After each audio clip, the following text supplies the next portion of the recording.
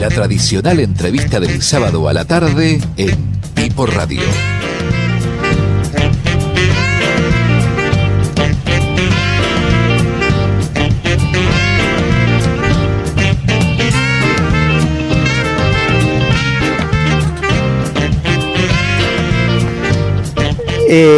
¿Ustedes creen que la vida del entrevistador es fácil?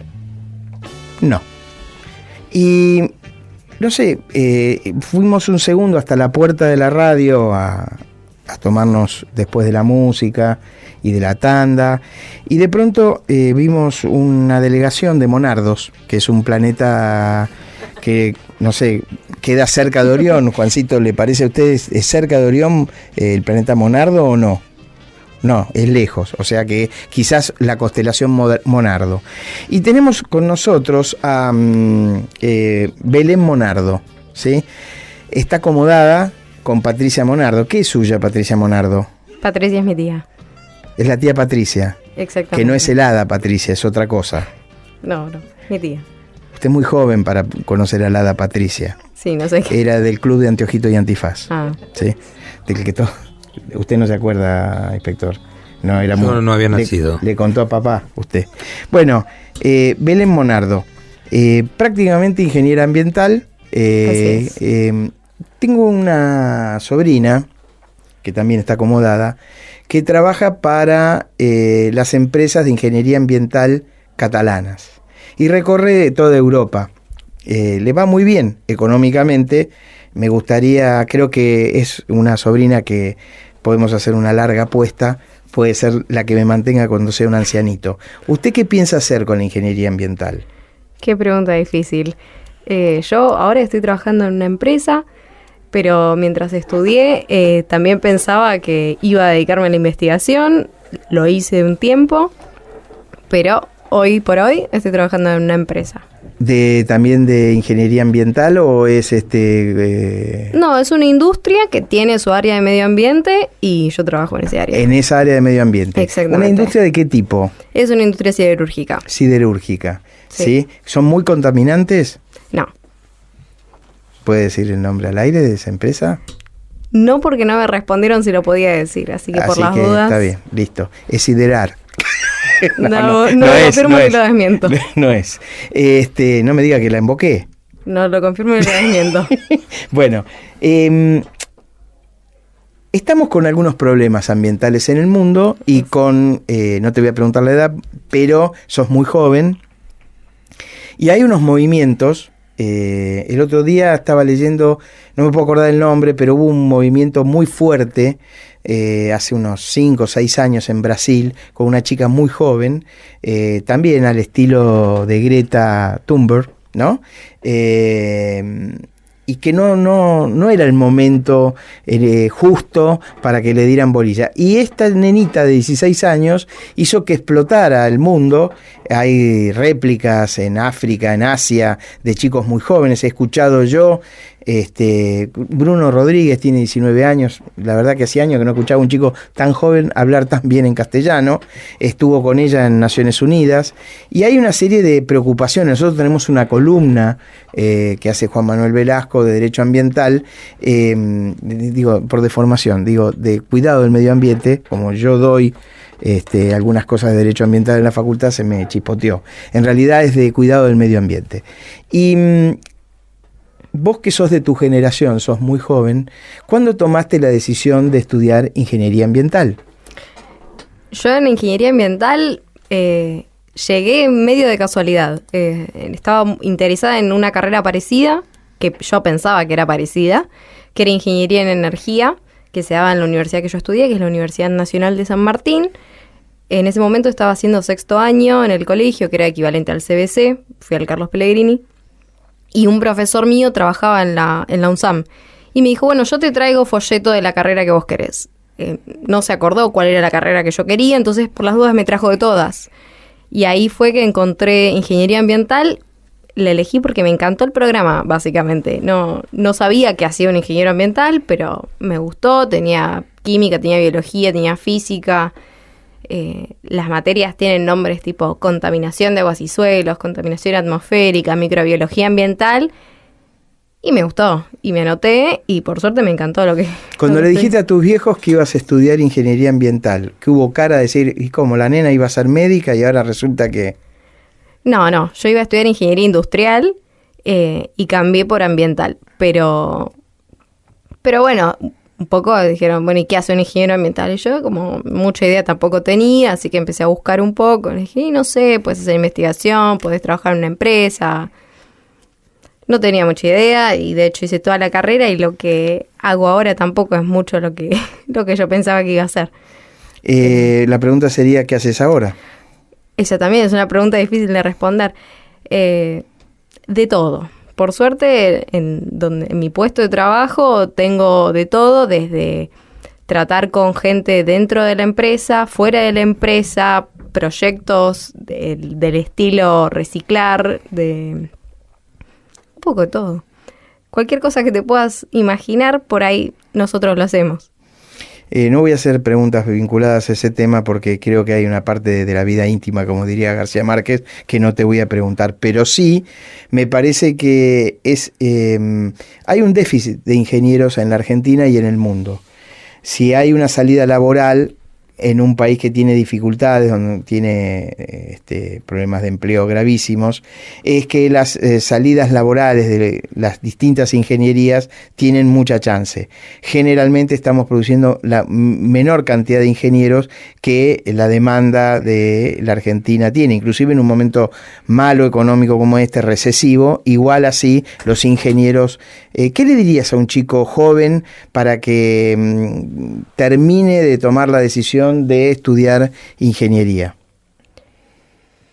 No me parece que por ahí la posibilidad de tener trabajo haya que desmerecerla, pero por otra parte es lo que a uno le apasiona, o no, porque de repente si estudias algo que padeces, por más que sea ingeniería y tengas trabajo, ser padeciente toda tu vida no es una buena idea, pero es una carrera muy amplia. Todas las ingenierías me parece que son muy amplias porque, de hecho, estudies la ingeniería que estudies, en general te podés abrir a otros temas. Yo trabajo en una industria, pero tengo compañeros que trabajan en investigación. ¿Cómo te reclutaron en tu empresa? Porque les pasa a muchos ingenieros que antes de recibirse ya tienen trabajo. Sí, yo en realidad subí mi currículum a páginas de búsqueda de empleo porque no sabía muy bien qué hacer. Me llamaron, hice las entrevistas y quedé. ¿Cuánto tardaron entre que vos subiste el currículum y en llamarte? Y yo subí el currículum, me llamaron a los 3 meses, hice una de estas entrevistas. Terrible, 3 meses para conseguir laburo. En la Argentina nadie consigue laburo con un promedio de ser 6 meses, por lo menos. No, a los 3 meses me llamaron por una entrevista del estilo grupal. En ese momento era como una entrevista para quedar en el pool de la empresa. Y ¿Cuánta gente estaban buscando en promedio? Digamos, ¿eran 10 puestos de trabajo, 3, 1? No, cuando yo fui a una entrevista para el puesto de trabajo, era un puesto de trabajo muy específico, muy particular, y tampoco conseguían mucha gente. Y los que se presentaron, porque me ha pasado que van arquitectos, no van ingenieros, sino que van de otras profesiones, ¿no? Y la búsqueda estaba orientada decididamente a lo que vos estabas estudiando. Sí. En este caso era para el Departamento de Medio Ambiente y querían a alguien que estudiara ingeniería ambiental, no otra cosa. No había otra posibilidad. No. Bueno, y sí, Omar, ¿qué querés preguntar? Belén, el combo completo, o sea, buscaban una ingeniería ambiental, primer empleo, fue así todo junto, primer empleo, primera empresa y justo coincidió. Sí, para mí justo coincidió. Yo no había trabajado en una empresa antes, había hecho experiencias de investigación, pero no de empresa. Así que estuvo bueno para mí.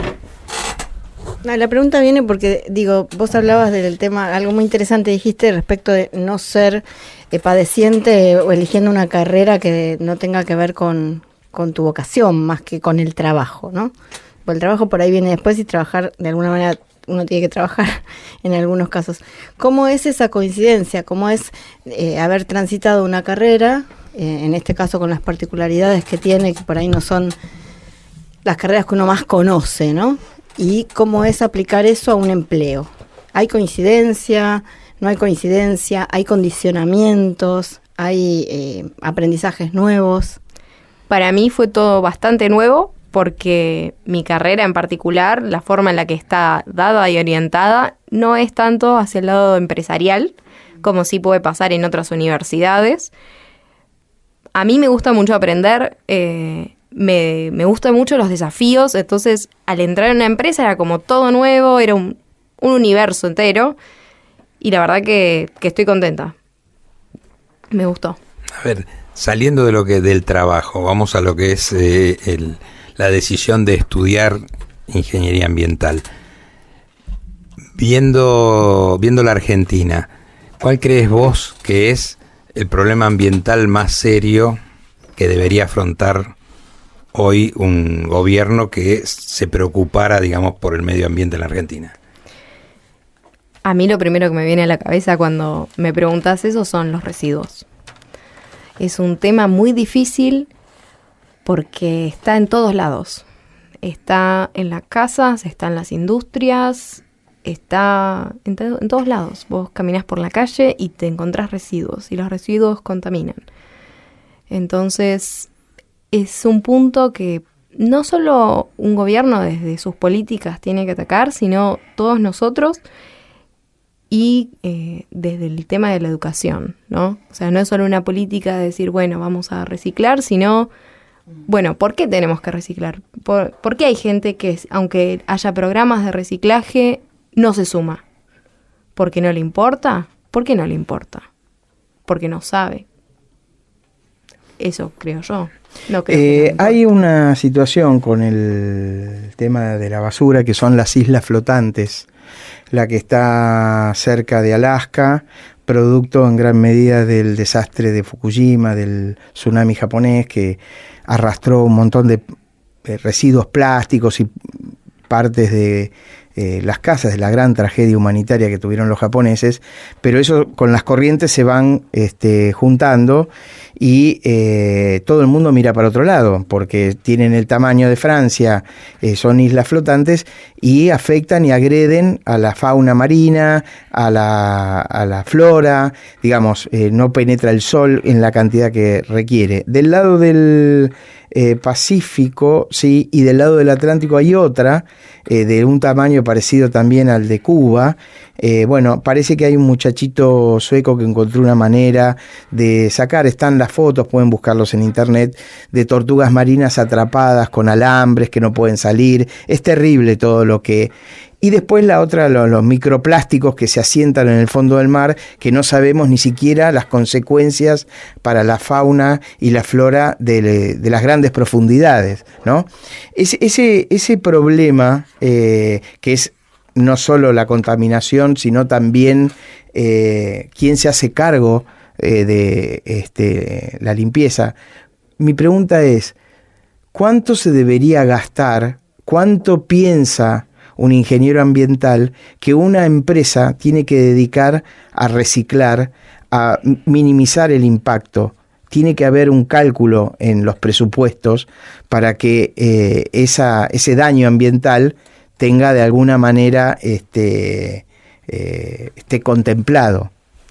Sí, ahora lo que se tiende, digamos, es a lo que se llama la responsabilidad del ciclo de vida, que si yo compro un producto que tiene un envase, o qué sé yo, las pilas, por ejemplo, que después la empresa que fabricó ese producto se haga cargo del residuo que se genera. Entonces, de esa forma, se disminuye la cantidad que va a disposición final un relleno. En Brasil, por ejemplo, lo que hicieron es, le dijeron a los productores de gomas de autos, bueno, ustedes durante los próximos años, si ustedes producen 100 gomas en el año, el primer año tienen que reciclar 400, al segundo 300, al tercero 200, al cuarto 100 y después 100 todos los años mientras sigan produciendo 100. Y de esta manera disminuían la cantidad de basurales, digamos, que tenían con cubiertas quemadas o con cubiertas en general, Y esa es la manera que encontraron ellos para ese residuo en particular, ¿no? Me lo vas a contestar después. Vamos a la música. Estamos con Belén Monardo hablando de ingeniería ambiental en un mundo que desde hace un tiempo ya, desde el informe Gore, pero últimamente con las intervenciones de nuestra querida Greta, nuestra pequeña sueca de 16 años, están movilizando el mundo y nos parecía interesante poder conversar. Vamos a volver con alguna pregunta del inspector y mi pregunta de cómo se recicla un neumático, por ejemplo. Estamos con Greta Monardo hablando de las cuestiones ambientales. Ella ha estudiado ingeniería ambiental en la Universidad de San Martín, está trabajando en una empresa que la ha contratado para que pudiera colaborar con un pensamiento estratégico alrededor de el medio ambiente y cómo esa empresa se presenta frente a su responsabilidad social, frente a la comunidad. Y me contaba el ejemplo de Brasil, que obligan a las empresas productoras de neumáticos a reciclar una cantidad de neumáticos el primero, segundo, tercero y cuarto año. ¿Qué se hace por ejemplo, con un neumático reciclado? Bueno, con los neumáticos reciclados es caucho. Podés hacer, por ejemplo, esos pequeños pellets que se encuentran en las canchas de fútbol y después te llenan la casa. Bueno, sí, esas bolitas que... Esas bolitas, bueno, esas por ejemplo. Otro uso para el césped sintético, ¿no? Claro, para el césped sintético. Otro uso que tiene se lo mezcla con el asfalto para asfaltar las calles o las rutas, porque lo que le da es como una especie de elasticidad. Y menos sonoridad. En muchos lugares en Barcelona, por ejemplo, asfaltan con esto y hay un nivel de sofisticación en algunos lugares del mundo donde el rodamiento hace ruido, ¿no? Hace ruido ambiental. Al poner estos flexibles, estos pedacitos de neumático flexible en el asfalto, el nivel de ruido ambiental disminuye ampliamente. Exactamente, sí, me imagino que va a haber toda una gama de productos que yo desconozco también que se pueden hacer con este caucho. Bueno, y la pregunta la tenía el inspector. Sí, más que una pregunta, digamos, viene la generación que tiene que resolver el problema de la educación de nuestras generaciones, que nos dijeron que todo que todo era descartable, que era mejor usar hasta cubiertos de plástico y tirarlos que reusar. Y entonces se encuentran con un problema que no está creado por ellos, sino que está creado por las generaciones anteriores que tenían otra visión de lo que era el mundo, ¿no? Es decir, ¿vos no crees que lo que hay que trabajar es en una profunda reeducación para, terminar con lo descartable, digamos, para que deje de ser lo que se usa todos los días para pasar a usar elementos de uso diario que no sean descartables? Absolutamente, sí. Los descartables son un gran problema porque, por ejemplo, los típicos platitos, vasitos, cubiertos descartables no son reciclables, son de un plástico de baja calidad que tampoco te permite reciclarlo. Entonces, está generando sí o sí un residuo del que no podés zafar. Si vos usaras, qué sé yo, otros materiales que se puedan reciclar o que se puedan reutilizar de alguna otra forma, bueno, entonces si tenés ahora hay muchos cubiertos, platos descartables que son biodegradables, que están hechos a bases vegetales. Entonces esos se degradan en poco tiempo, no aportan contaminantes al suelo, al agua. Bueno, la verdad yo no los estudié, pero parecerían ser una alternativa cuando no se puede prescindir de algo descartable. Belén, comparto lo que dice Enrique, ¿no? Hay una generación que hereda toda una situación del descartable como una cotidianeidad. Vos también mencionaste mencionaste la educación como base para de alguna manera, es como que hay que refundar, ¿no? Reeducar toda una cultura que por ahí militó lo descartable y ahora se encuentra con que hay un peligro. ¿Qué pasa con la información de todo esto? Porque hablamos de empresas, hablamos de métodos ambientales, hablamos de contaminación, hablamos de reutilizar, pero ¿cuál es la información que vos crees que falta para que se entienda desde la conciencia, digamos, desde una buena práctica de conciencia hasta lo que es la vida cotidiana?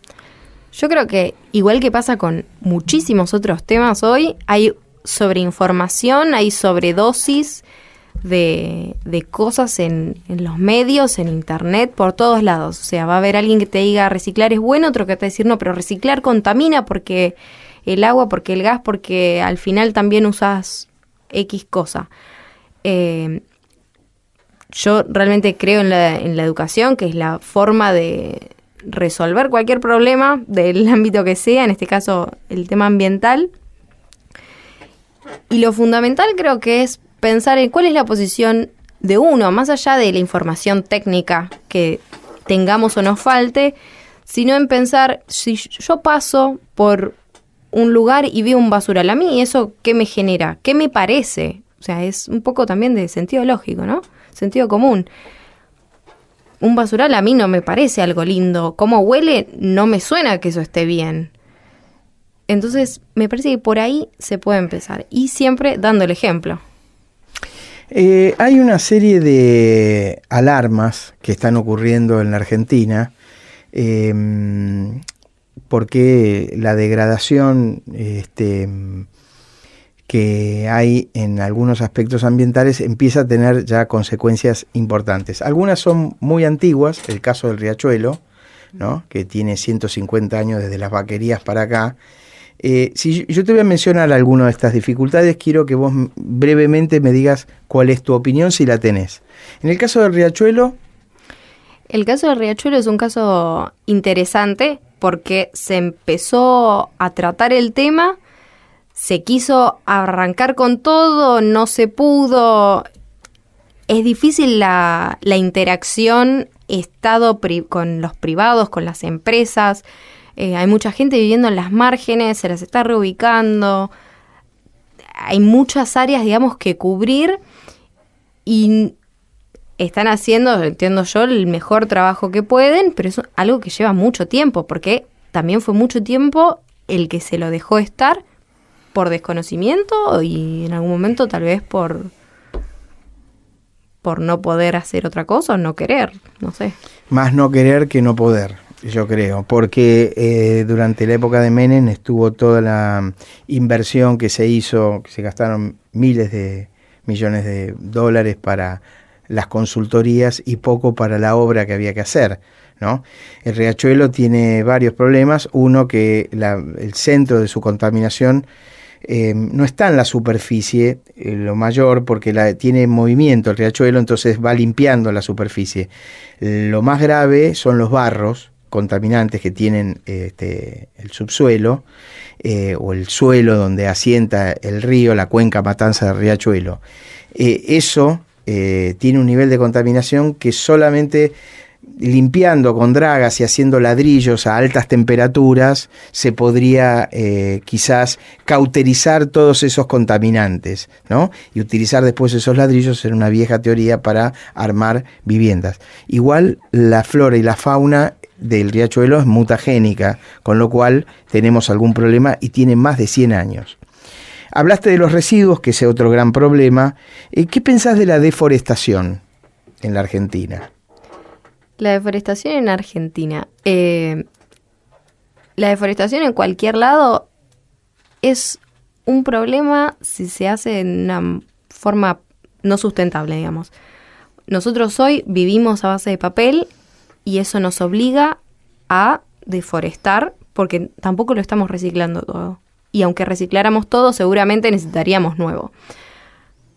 Ahora, ¿qué es lo que se plantea? Bueno, si vos cortás un árbol, planta otro para que cumpla su función, ¿no?